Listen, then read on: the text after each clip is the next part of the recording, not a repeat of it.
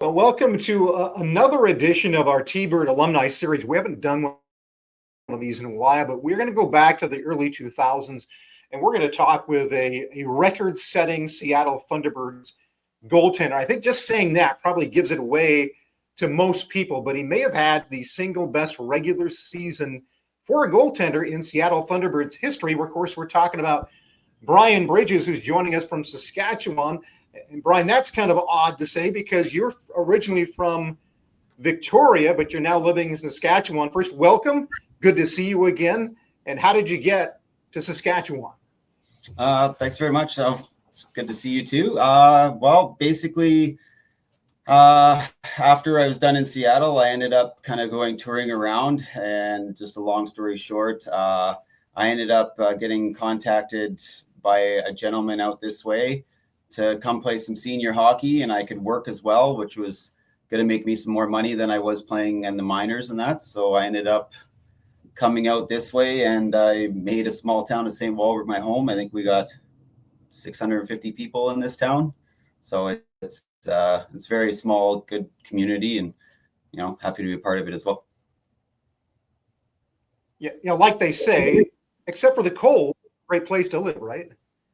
Yeah, it is. I'm actually, we're literally 10 minutes from the forest, and I'm like 5 minutes from probably a dozen lakes all the way around us. And so really summertime, spend most of my time on the lakes if I can, and chasing kids around baseball and coaching and doing what I can to give back. Well, let's start reminiscing a little bit about your time with the Seattle Thunderbirds. I'm going to bring up your career stats in the Western Hockey League. And what you'll see here, of course, is that, and you know that you started your career in the Western Hockey League as a member of the Kootenay Ice before you were traded to Seattle. And there's some really good numbers. Even your career numbers stand out. Exceptional numbers there, a 2.52 goals against average, a 9.04 save percentage. And the big number way over on the right on that bottom of your regular season record, the shutout numbers, it really sets you apart. You had 21 career shutouts as a Seattle Thunderbirds. And for time, it was a league record. It's still a team record. Unfortunately, somebody up north in that town in Everett broke that mark. But some really good numbers for you.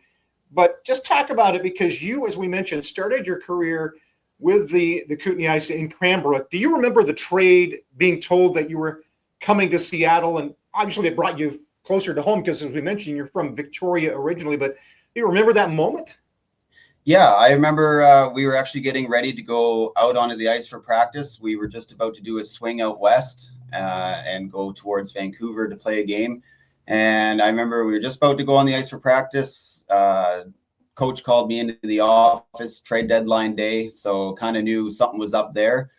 Got pulled into the room, and I was told that I was traded. And they actually couldn't tell me to who just at the moment, because they weren't sure if everything was completed on the other end and if anybody knew. So basically go grab all my stuff, and I was going to hop on the bus with the guys and head towards Vancouver. So I knew that was most likely a Western team. And from there, basically, actually Kyle Sheen, when I was there, kind of figured it out through the internet and trying to poke and try to figure it out. So he figured it out for me on the way there before I was even told anything. And then once I got to Vancouver, I had somebody come pick me up, and we went back across the border, and I started my career with Seattle. Well, we should mention that the Kootenay team that you were a part of at that point, well, you weren't, I don't think you were the number one goaltender on that team. That was a pretty good Kootenay team. So you were going from a really good situation. Yeah, my first year in Kootenay, we were fortunate enough to have some amazing players like Jarrett Stoll, Marek Svatos, Tomas Plihal, guys like that all had stints in the NHL. Jarrett Stoll, notably, like everybody pretty much knows him. So anyways, came off of a Memorial Cup year, winning a Memorial Cup. And then the following year, like Jeff Glass was the other goalie that was there with me. So we were kind of battling it out. Another great goaltender. So it was, coming from a team that got to be able to see the full meal deal right away as a rookie, super young guy, and being able to take that experience along with me after I got traded seemed to be a big help down the road, trying to be a leader in the room and help everybody out. So you come to Seattle, you become a Thunderbird. They're playing their home games at that time in what was known as Key Arena. It's obviously been upgraded now to Climate Pledge Arena, but it was a unique situation in that the west end of the ice was tucked under the upper grandstand. There were no seats behind that goal.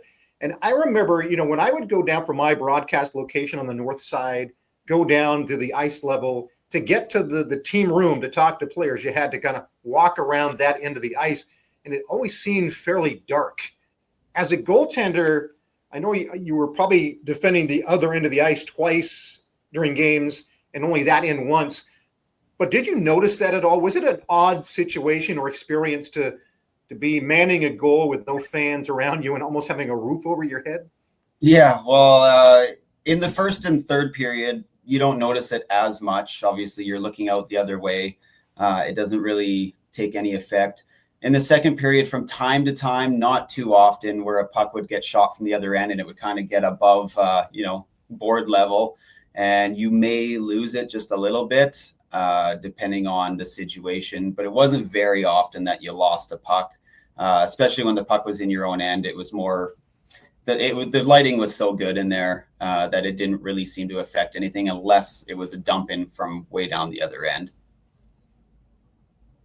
Let's bring those stats back up and focus on the 2004-2005 season. That's where you set the franchise record for most shutouts in a season with 13. Obviously, a terrific win-loss record. I think you're tied for most wins in regular season play as a Thunderbird goaltender, or you're one behind. I think maybe the record might be 37. You're right up there at the top, that record where you had 36 wins. But those 13 shutouts really stand out. What do you remember about that season and the fact that you had 13 shutouts over the course of that 2004-2005 campaign? I remember most out of it is kind of the strategy and how our team would play.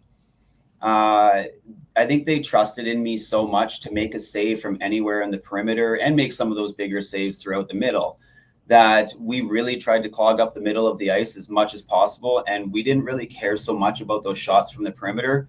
We did a really good job of clearing out rebounds for me when I was there for that season.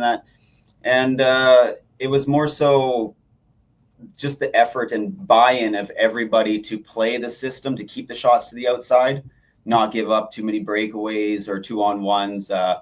We more so took care of our own end first and then worried about scoring goals throughout the game whenever our opportunities came about. Well, that was a really good season of Thunderbirds hockey, and then you got through the first round of the playoffs, got into the second round of the playoffs against a very good Kelowna team. And there's only one team that can win a championship, and that series went 7 games. And the thing that unfortunately stands out about that series is that the T-Birds could not score a goal on home ice. They won all 3 games on the road. Then it lost a close game 7 up in Kelowna. So it didn't end the way you wanted it to, but it was a heck of a ride. Yeah, it was definitely. It definitely wasn't the way we wanted it to end. We felt we could have gone all the way that year. And we definitely fell short in the goal scoring category, but that's hockey. You got playoff hockey. Guys tend to step up, and Kelowna definitely did that as well. I know I remember one play where there was a breakaway to where I went over, made a splits blocker save on the right side. Puck fell below me, and I covered it up with my blocker, but the ref was still so far behind because the play had broke out so fast that he didn't blow the whistle until the next player came through and jammed it through my pad and into the back of the net. And they allowed it just because, well, back then, no replays or anything like that. And it was what you see is what you get. And, that one sticks out of my mind that, shouldn't have counted. But there's always things like that throughout a career that stick out and you remember. But that's definitely one thing I remember about that Kelowna series. Well, the first round of that playoff back in 2005 was against the Tri-City Americans, a series Seattle won in 5 games. Every game was pretty close. I want to bring you up the first game of that first playoff series against the Tri-City Americans and look at these stats. You, in a game that went double overtime, made 47 saves. How does a goalie make 47 saves? And I checked the online stat sheet. You didn't get a star in that game. The guy at the other end did, who made 67 saves in a loss. You remember who that guy was, though, I'm sure. most definitely played against Carey Price a lot of times. Yeah, Carey Price, that was, I think, maybe his last go in the Western Hockey League, that series that the T-Birds eliminated him in. But you get bragging rights. And you mentioned to me you have a son playing U13. You can tell him, I know you said your daughter was playing up until this year, you bested Carey Price in a playoff series. Yeah, that's something I guess nobody could take away, which is a pretty cool thing to be able to say. I try to stay pretty humble, though. Like, if anybody asks me about my hockey, I pretty much just tell them a little stint here and there. I mean, I could really go on for weeks on end talking about my career and successes and failures and everything along the way, but try to stay pretty humble and just keep it the way it is. I'm done now, so it's more time to just pass on my knowledge to the next generation coming through and try to hopefully see them succeed. Yeah, I'm trying to bring up good memories, but there was one other game I wanted to talk about. See if you remember this one. It was the next season, the 06 playoffs, a 7-round, first-round playoff series with Portland in Game 7 at Key Arena. Seattle, thanks to Aaron Gagnon, got out to a 3-0 lead. But there was a moment in the game, an injury to a Portland player, Kyle Bailey, and it just seemed to take the wind and the air out of the building. And Portland came back and won that game in overtime, 4-3. You remember that situation where things are going great, and then that injury just kind of killed the mojo? Yeah. And that was kind of a gross one. Unfortunately, it's one of those ones where a guy goes into the boards the wrong way, and his leg was not facing the way it should have been. It's really unfortunate that happened. But the whole arena fell silent. Obviously everybody was hopeful that he was okay. We're all calling for the refs to blow down the play for him, because obviously he needs medical attention right away. And I don't know if it necessarily changed anything for myself, just refocus and get back in. But as far as the whole atmosphere in the building, it definitely quieted things down, and it took time to get back to getting that loud atmosphere in there that we were kind of used to. Even though it was such a big building, we had quite a few fans that supported us very well. And it was amazing how loud they could get in such a big building. And that was kind of gone after that. So it did take a little bit to get back. I do remember the final goal of that series that went in. It still runs through my mind to this day, because it was not the hardest shot to blocker side, low pad. And instead of moving my stick over to deflect it with my stick, I used my pad, but it hit the toe as well and popped right out to the player that was driving the net. And basically he had an open net that I tried to get to, but still couldn't. And that ended it.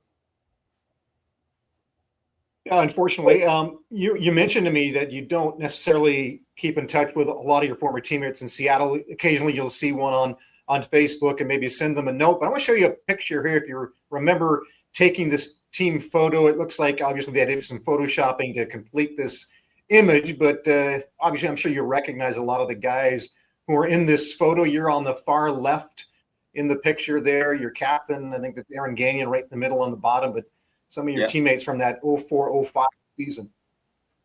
Yeah, Metcalf, like great leader. Ryan Getzlav as well, or sorry, not Getzlav. Ryan Gibbons, I think is what you're thinking. Getzlav. Getzy was in Calgary.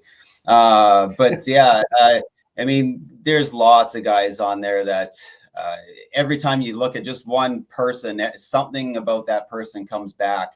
And we were such a tight-knit group. It was really fun. Everything we did together, and there was no excluding anybody. It was just a super fun time, super great organization to keep us all together. We did certain team events, going out to a place called Trollhagen and getting together as a crew and just really getting to know each other. We went snowshoeing. I think we did some SWAT stuff inside of buildings as team building. So the organization did a really good job of bringing us all together. Yeah, like I said, I can look at every single one of those guys and remember a specific time and place kind of thing that, that sticks out in my mind kind of for pretty much each one of those players that are there. Well, as we mentioned, you're working and living back in Saskatchewan. You've got family. Your son is playing U13 hockey, so he's almost eligible for the WHL prospects draft, so maybe he's a future T-Bird, but you've been doing some coaching. But you said you hung up the skates. You're not playing senior men's hockey anymore. but you are doing some coaching.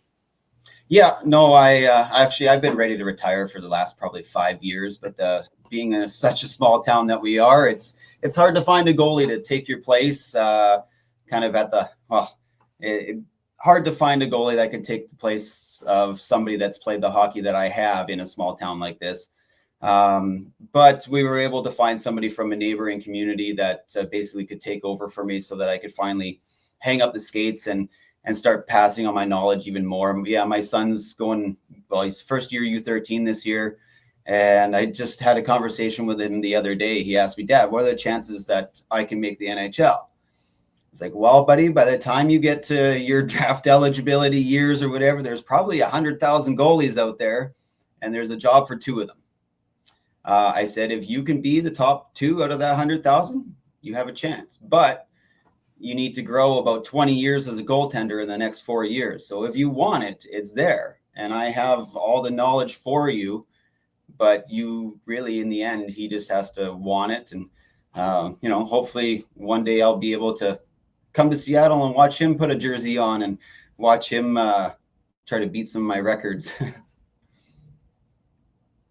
One last question I want to ask you, because you mentioned you played some minor pro hockey, and a part of that, a good chunk of it, was in your hometown with the then victorious Salmon Kings of the ECHL before they left town into, of course, the Victoria Royals, now the Western Hockey League team there. But you got to play in your hometown. What was that like for you? Yeah, that was amazing. You know what? It started off, I was like, well, my parents have a downstairs suite. Like, the team rents out places for everybody. And I was like, I'll just live downstairs at my parents' place in the suite. Like, it's totally fine, not a big deal. And like, no, like, you're in pro hockey now, like, we'll get you a place, we'll set you up, it's your own, like, you do your own thing. It's like, well, like, I was so used to the Western League too, having a billet family, which my billet family, the Francis, were absolutely amazing. I can't thank them enough for how much they did for me. But playing in Victoria, it was just awesome. Friends and family could come watch me play and kind of see how much I progressed, the ones that couldn't travel all the time to Seattle to come watch me play, or Vancouver. It was one of those moments where every chance that I got was an opportunity to show them what I'd done and what I can do, which was kind of cool to be able to play in the whole town. Old schoolmates would come out and watch, and it was just one of those things where I think it was a great decision to stay happy during playing hockey, especially when you're getting into the competitive nature that the professional side of it is. Because really, yes, there's team bonding and everything, but it's more left up to you as an individual to get yourself involved, how much you're working out and what you're doing for yourself. Whereas Western Hockey League is still more team oriented and everybody is doing everything at the same time together. Whereas pro hockey is more, you can go out and do whatever you want pretty much. But if you don't come to the rink to perform, you don't have a job. Well, Brian, it's been great catching up with you. We could go on probably another half an hour with your time in Seattle. I know you haven't been back here to see the new arena down in Kent, the Accesso Shower Center. So hopefully at some point you get that opportunity. But, next time the T-Birds are up that direction, certainly, I know you mentioned it, you'll try to make a point of stopping by, and we'll put you on the radio and do some color, and maybe you'll start a new career for you. But we certainly appreciate you joining us here to talk about your time as a T-Bird, and wish you and your family the best. I appreciate you catching up with me, and it was great to talk to you again. And that's former T-Bird record-setting goaltender Brian Bridges, our guest here on our T-Birds Alumni Series.